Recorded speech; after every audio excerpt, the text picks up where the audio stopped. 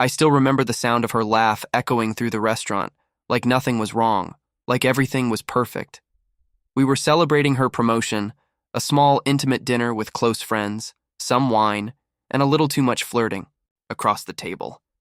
She looked stunning that night, hair curled just the way she knew I liked, lips red and smile wide.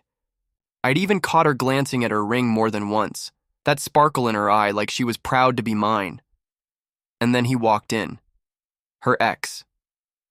I didn't know him personally, but I knew who he was. Jason, tall, confident, moneyed, and with that, careless smirk women either fell for or hated themselves for falling for. They had history, the kind she always downplayed, but the kind I could feel even without details. The moment she saw him, her entire vibe shifted. Her shoulders tensed, her smile thinned, and her hand slid, so subtly I almost missed it, under the table. But I didn't miss it. She removed her engagement ring. At first, I thought I was imagining it. I waited, not saying anything, trying not to jump to conclusions. But sure enough, when she reached for her wine glass again, her left hand was bare. No diamond. No trace of the promise I'd made to her just 2 months ago in front of our families. Just smooth skin where a symbol of our future used to be. My heart dropped. Not in the dramatic movie scene kind of way. No music swelled, no thunder cracked outside. Just a cold, hollow sort of drop. Like something had been yanked out of me. She greeted him with that fake surprise tone, all high-pitched and breathy. "Jason? Oh my God, what are you doing here?" He smiled like he'd been waiting to run into her. Of course he had. Men like him don't do anything by accident. They chatted. I stayed seated, staring into my glass like it might answer all the questions burning in my head. I watched them, watched her, and I waited for her to introduce me. She didn't. Not immediately anyway. And when she finally did, it was as an afterthought. A quick, "Oh, this is my fiancé, Drew." No name, no warmth, just a cold little label. I couldn't help but glance at her hand again. Still bare. The night kept going, but something in me snapped. She said she took the ring off because it felt tight, that her finger was swollen from the wine or the heat or whatever excuse. She could pull out of thin air, but I knew the truth. She didn't want him to see it. She didn't want him to know she'd moved on. Or maybe she hadn't really moved on at all. So I did something impulsive. Stupid maybe. Petty. Definitely. But it felt right in that moment. Later that evening, after we moved to the bar for drinks, one of her friends showed up. Mel. She was cute, in a quiet kind of way. Not flashy like my fiancé, not overly confident, but real. And when she smiled at me, it was soft, genuine. So I took the ring out of my pocket, because yes, I'd picked it up from under the table after my fiancé dropped it into her purse. And I slipped it onto Mel's finger while laughing at a joke she made, like it was the most natural thing in the world. Mel looked shocked. Everyone else looked stunned. And my fiancé? She looked pale. Her mouth opened, then shut. Her eyes dropped to Mel's hand. She didn't say a word. Not one single word. And that's when I knew. We were about to cross a line neither of us could uncross. She didn't speak the whole ride home. Not one word. Her heels clicked angrily against the pavement as she stormed ahead of me from the bar, and the silence in the car was so thick it felt like I was driving through fog. I didn't try to fill the air with apologies or explanations. I didn't feel like I owed her one. She was the one who hid our engagement like it was something to be ashamed of. Like I was something to be ashamed of. She sat stiff in the passenger seat, arms crossed, looking out the window like I wasn't even there. But I saw her reflection in the glass, eyes red, jaw clenched. Good. Let her feel it. When we got home, she finally exploded. What the hell was that? She snapped as soon as the door closed behind us. I tossed my keys into the bowl by the door. "Oh, now you want to talk?" "Don't be a smartass, Drew. You humiliated me in front of everyone." I turned slowly to face her, my voice steady. "No. You humiliated me the moment you took that ring off because your ex walked into the room like some goddamn celebrity." She didn't respond right away, just stared, lips parted slightly, like she didn't expect me to throw it back at her like that. I didn't take it off because of him, she finally said, softer now. It was a weird moment. I panicked. Panicked about what? I asked. That he'd know you're engaged? That you're not his little fallback plan anymore? She blinked. Her silence said more than any excuse could. I didn't want to make things awkward, she whispered. I laughed, sharp and bitter. And awkward for who? Him? You were worried about his feelings? She started pacing, running her hands through her hair. You don't get it, Drew. Jason and I, it ended messy. He always made me feel like I was never good enough. Like I was just an option. Right, I said. And now you wanted to look available, just in case he was finally ready to pick you. Her eyes flashed. That's not fair. No, I snapped. What's not fair is standing next to someone who gave you a future and watching you shrink the moment your past walks into the room. She looked like I'd slapped her. Tears welled in her eyes, and for a split second, guilt tried to crawl its way into me. But I shoved it back down. She needed to hear this, we both did. I didn't mean to hurt you, she whispered. It brought back a lot. And yet, you didn't think twice about hurting me, I said. Not even once. She sank down onto the edge of the couch, burying her face in her hands. You really put the ring on Mel's finger? I shrugged. You didn't want it. Someone should. She looked up sharply. Is that what this is about? You trying to make me jealous? No, I said coldly. It's about respect. And tonight you showed me I don't have yours. We stared at each other across the room, both breathing hard, like we'd just gone 12 rounds in a boxing ring. The air between us felt toxic.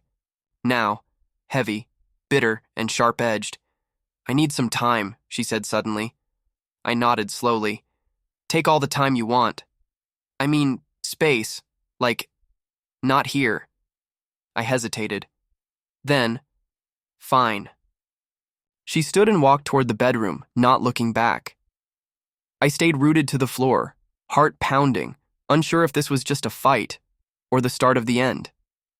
And as the door clicked shut behind her, I stared at the coffee table where the ring box had once sat. Funny how something meant to symbolize forever could feel so damn temporary. It had been 3 days since she left. No texts. No calls. Not even a damn emoji.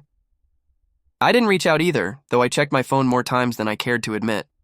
Pride has a funny way of keeping your fingers frozen when your heart's screaming to dial. She said she needed space, and I was giving it. Maybe too much. But the truth? I wasn't sure I wanted her to come back. I kept replaying that night in my head. The way she lit up when Jason walked in. How fast she took the ring off.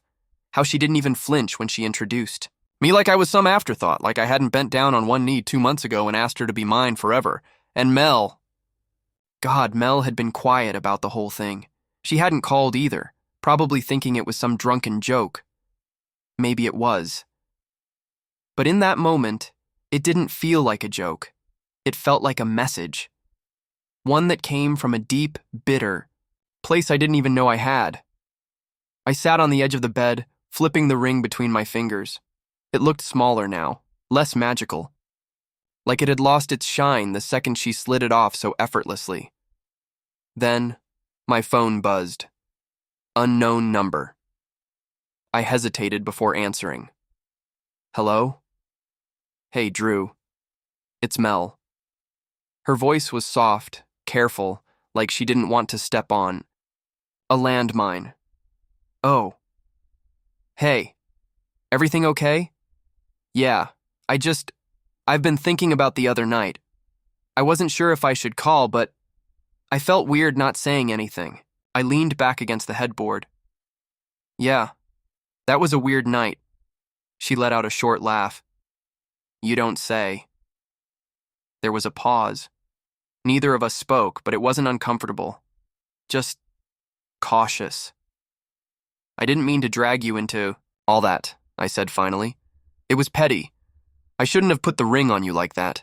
Maybe not, she replied. But I didn't mind. I blinked. You didn't? No.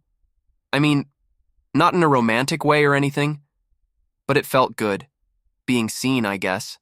Even if it was messy. Another pause. This one heavier. I always thought you two looked picture perfect, she continued. But that night, I saw cracks. Big ones. I rubbed my eyes. Yeah, they've been there for a while. I just kept painting over them. You deserve someone who doesn't hesitate to show you off, Drew. Her words hit deeper than I expected. Maybe because they came from someone who wasn't trying to win me over, just being honest. Thanks, Mel, I said quietly. She hesitated. Are you okay? I don't know, I admitted. I thought I was, but now, I feel like I don't even recognize what we were building anymore. I get it, she said. If you ever need to talk or grab a drink, I'm around. I smiled faintly. You might regret offering that. I'll take my chances. We hung up after that, and for the first time in days, the apartment didn't feel so suffocating. But it didn't last long, because an hour later I heard keys in the lock. She walked in like she hadn't left, suitcase in one hand, a coffee in the other. Like we were still good. Like she hadn't cracked something wide open inside me just a few nights ago. Hey, she said softly. I didn't answer right away. Just watched her set the suitcase down like it meant something, like coming back meant something. I just needed time to think, she said, not looking at me.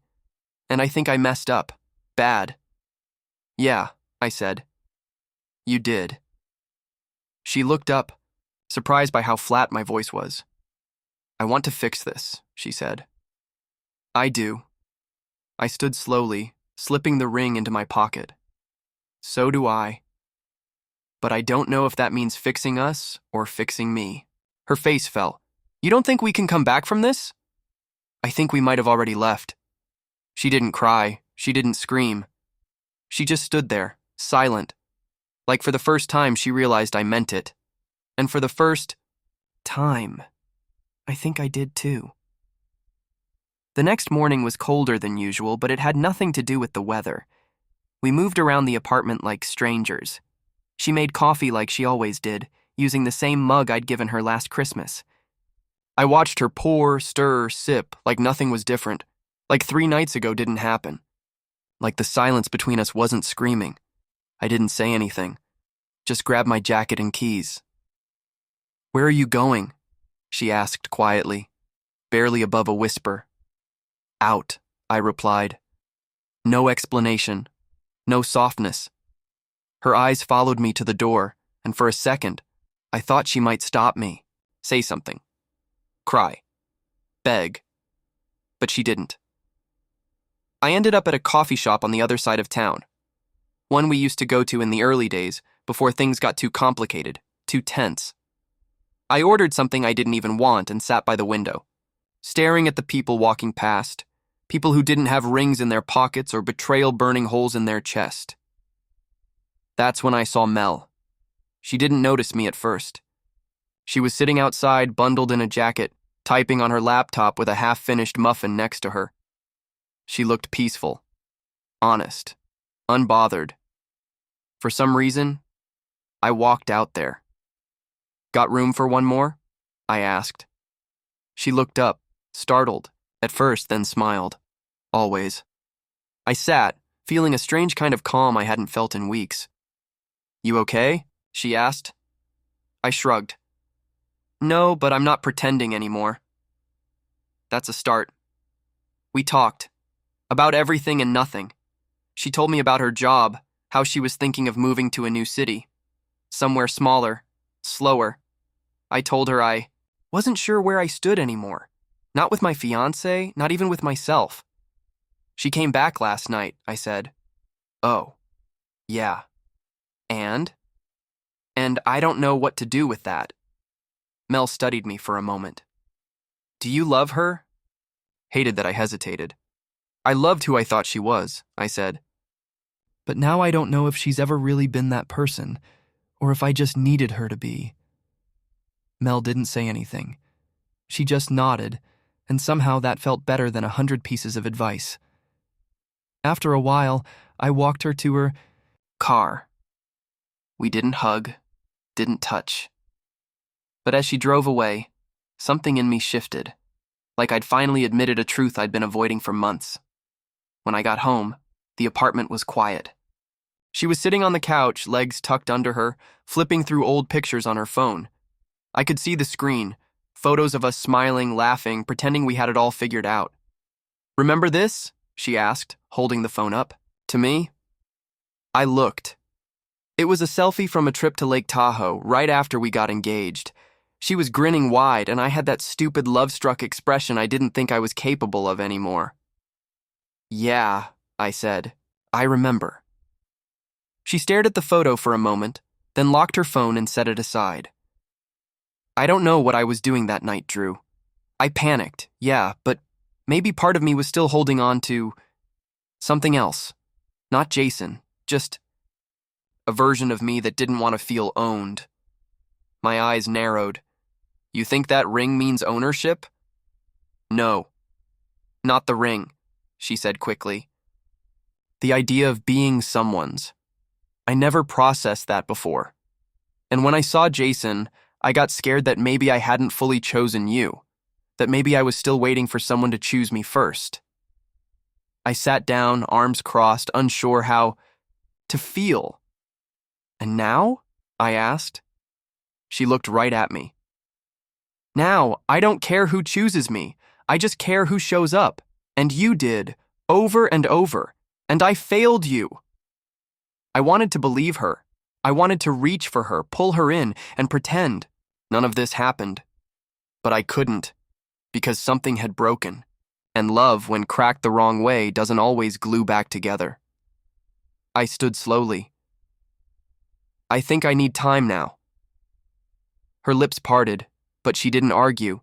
She just nodded. And for the first time, we were both quiet, without anger. It's strange how quiet can feel louder than shouting. The days after that conversation passed in slow motion. We still lived under the same roof, technically, but it felt more like we were roommates, ghosts of a couple that used to exist. She took the guest room without me asking. I kept to myself, filling time with long drives, long showers, and longer stares into nothing. I wasn't waiting for her to leave. I wasn't asking her to stay. I was just there. Mel and I texted occasionally. Nothing flirtatious, nothing inappropriate, just simple, honest check-ins. She didn't try to take advantage of the cracks forming in my life, and that's what made it even harder. Because when someone doesn't push, it makes you wonder why the one who claimed to love you always did. One night, I came home late. I'd gone to see my brother, trying to distract myself with family talk, football games, anything. When I walked in, she was sitting at the kitchen table, a single candle lit, a bottle of red wine half gone. She looked up at me like she had something to say. "I called Jason," she said. My heart stopped. "You what?" "I needed closure," she whispered. "To know that it wasn't him I was holding on to, that it wasn't him I still wanted." I stared at her, stunned. "So you went back to him to see if you still wanted him?" "No," she said quickly. "I just needed to face the truth, that he never chose me. Not really." And I kept carrying that around like it was my fault. I didn't sit. I didn't move.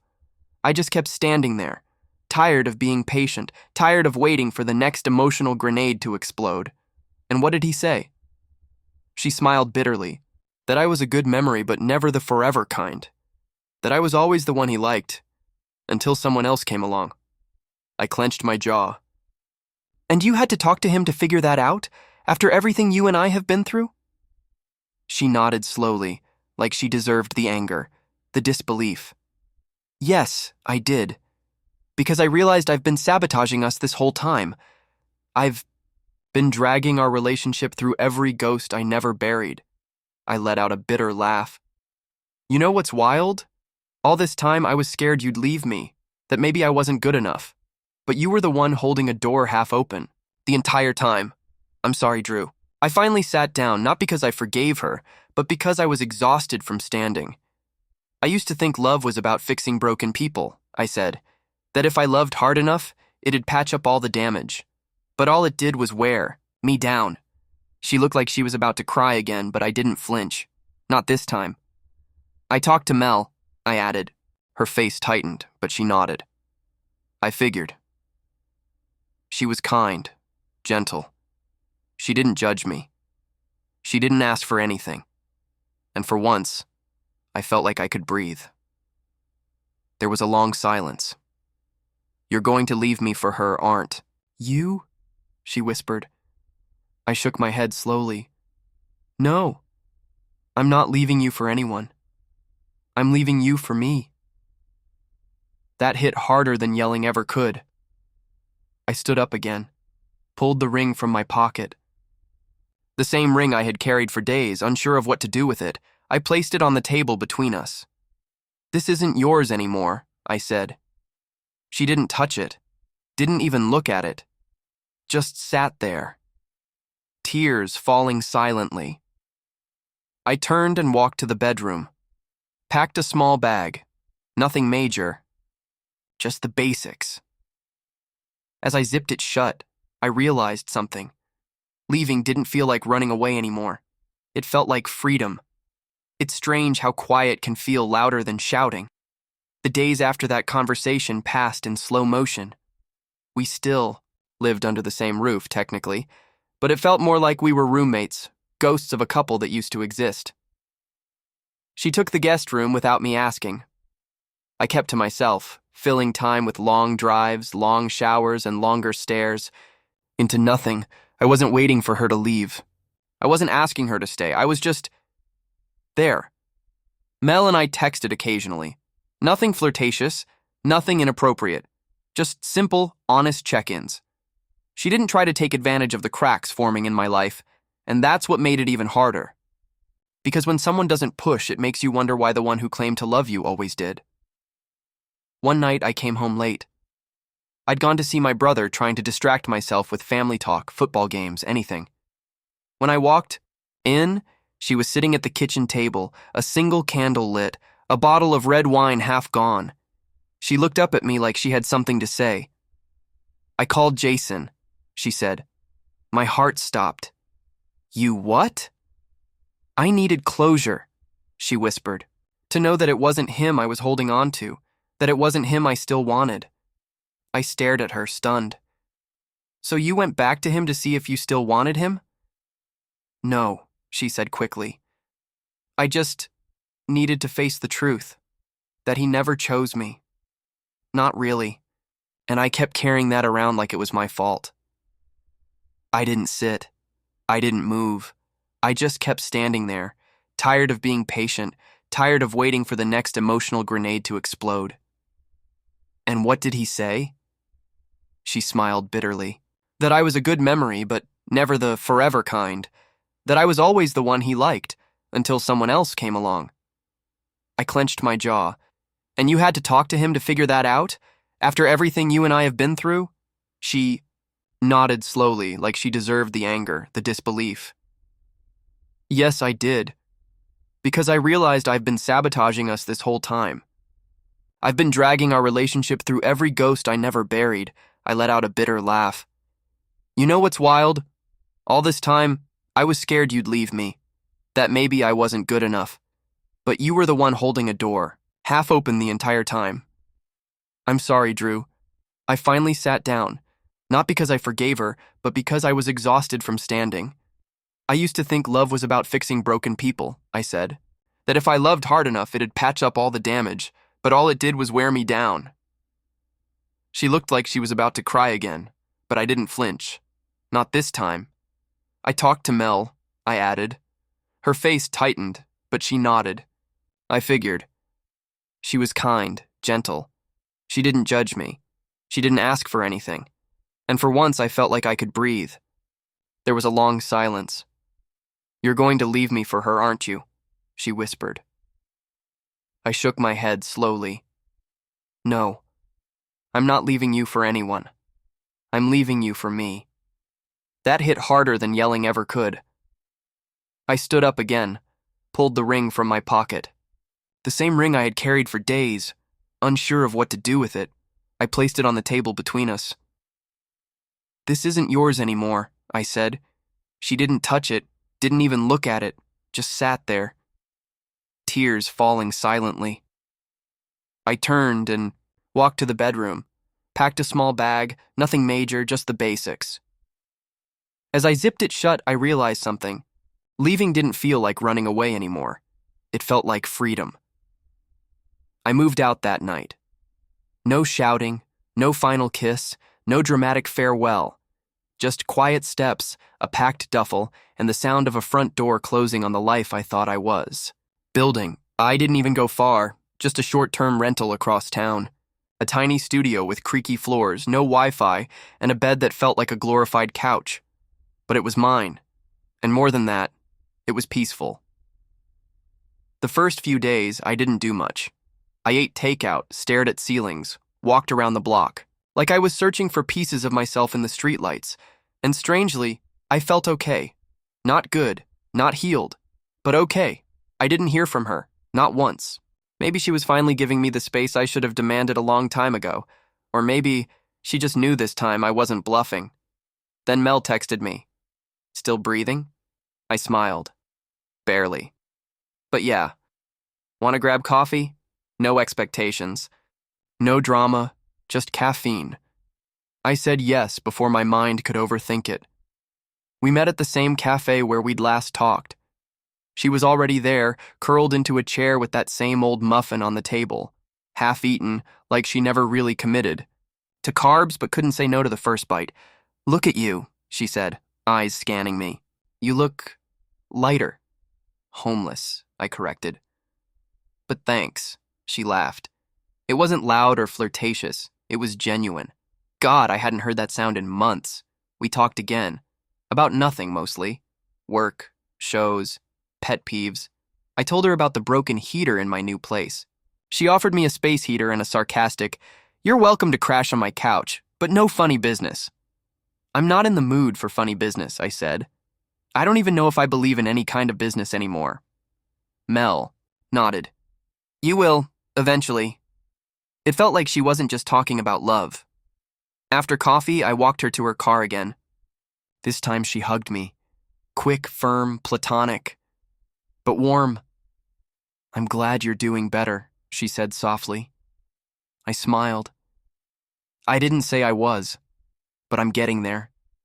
She drove off. I didn't stop smiling until long after her taillights disappeared. That night, I lay on my uncomfortable bed staring at the ceiling again. But something was different. For the first time, I let myself think about the life I could build. One without her. Not with Mel. Not with anyone. Necessarily. Just me. And that thought didn't scare me. Then, around 2 a.m., my phone buzzed. It was her. "Are you awake?" I stared at it for a while. I could almost feel the desperation in those 3 words. But I didn't answer. I didn't want to go back to a place that only valued me after I left. She chose to take the ring off when it mattered most. I was choosing to leave it off, permanently. I turned off the phone, closed my eyes, and for the first night in a long time, I slept straight through. No dreams, no regret, just quiet. The next morning, I woke up to light pouring through the blinds and something else I hadn't felt in a while. Clarity. It was subtle, not some spiritual awakening or a movie-style epiphany. Just a quiet sense of knowing that I was on the right path even if I had no idea where it was leading. I didn't check my phone right away, didn't rush to see if she'd sent another message or if maybe she'd shown up at my door like something out of a bad rom-com. I just took a long shower, let the water wash over me, and tried to remember what life felt like before everything got so complicated. But the peace didn't last long. Around noon, my phone rang. It was my friend Marcus. "You good?" he asked. No small talk. As good as a guy can be living off gas station coffee and reheated pizza. He chuckled. "Okay, well, buckle up, because I just saw your girl." I sat up. "Where?" "Downtown, near the park. She wasn't alone." The silence stretched. "With Jason." My stomach twisted, but not the way it used to. It wasn't jealousy this time, it was disappointment. A kind of sadness that felt older than me. What were they doing? Talking, arguing, looked intense, but bro. He paused.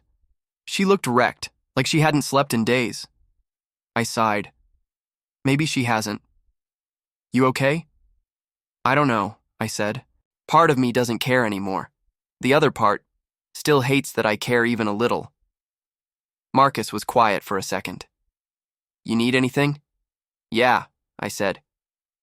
A new brain. He laughed, then said something I wasn't ready for. Maybe a new heart, too.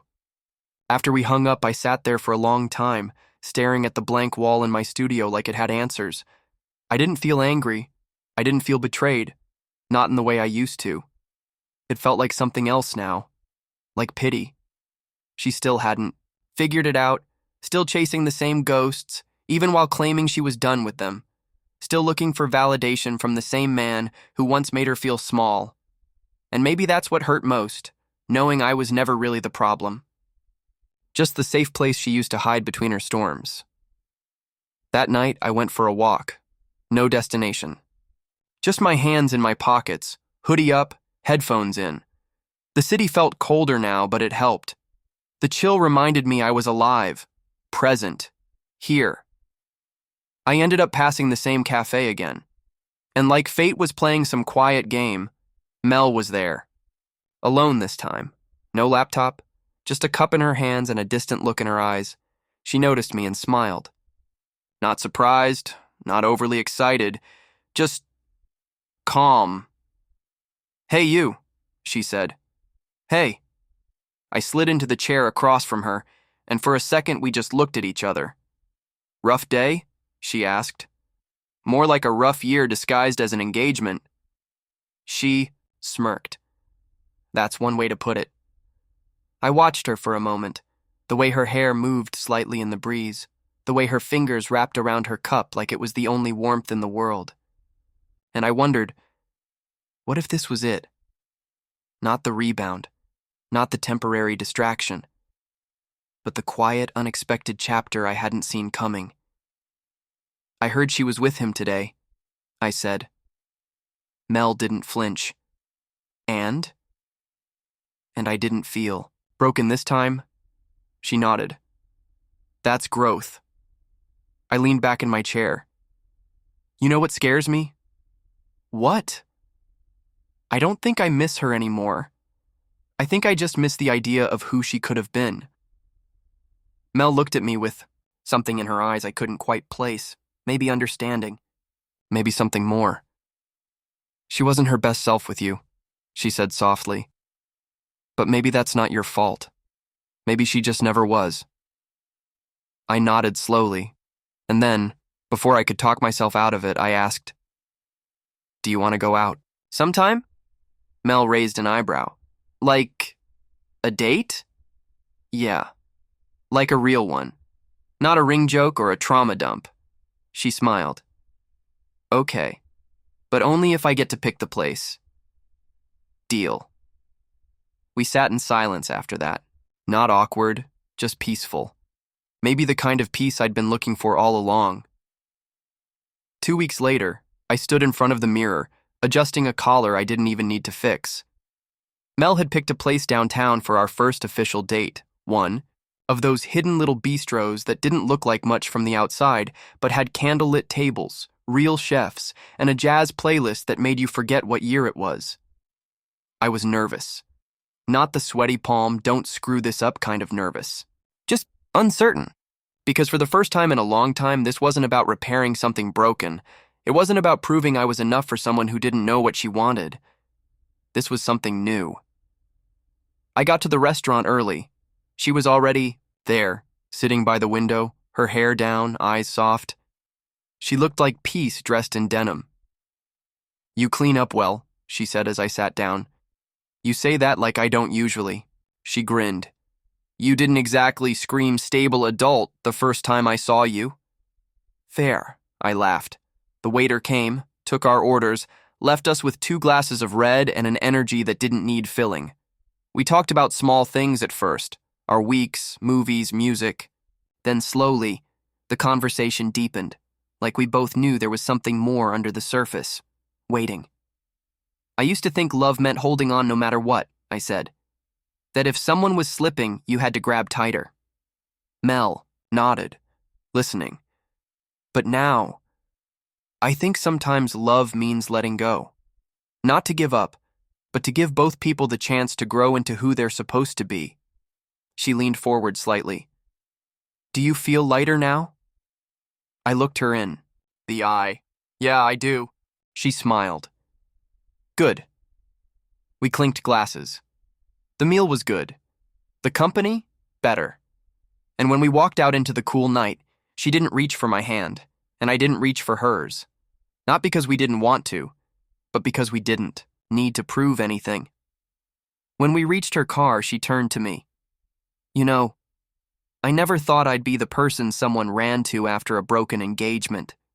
And I never thought I'd meet someone who reminded me how to breathe. She laughed, gently. We're both bad at planning, I shrugged. Maybe that's how the best stuff happens. She looked at me, quiet for a moment. So, what happens next? I thought about it. About the ring I'd returned quietly last week, about the apartment that no longer felt like a tomb, and the heart that, piece by piece, was learning to beat differently. I don't know, I said honestly, but I'm not afraid of whatever it is. She nodded. Good answer. I walked her to her door, hugged her goodnight, and walked back to my car with that strange, soft ache of something new beginning. Not flashy or fiery, but real, and for the first time in forever, I wasn't chasing closure or clinging to the past. I was just walking forward, not with a ring in my pocket, but with peace in my chest.